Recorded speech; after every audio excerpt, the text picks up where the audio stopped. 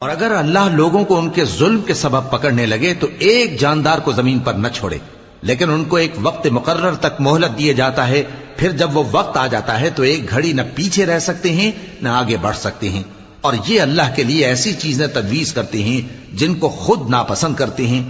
اور زبان سے جھوٹ بکے جاتے ہیں کہ ان کو قیامت کے دن بھلائی یعنی نجات ہوگی۔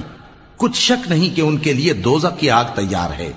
اور یہ دوزخ میں سب سے آگے بھیجے جائیں گے۔ اللہ کی قسم، ہم نے تم سے پہلی امتوں کی طرف بھی پیغمبر بھیجے تو شیطان نے ان کے کرتوت ان کو آراستہ کر دکھائے، تو آج بھی وہی ان کا دوست ہے اور ان کے لیے عذاب علیم ہے۔ اور ہم نے جو تم پر کتاب نازل کی ہے تو اس لیے کہ جس بات میں ان لوگوں کو اختلاف ہے تم اس کا فیصلہ کر دو،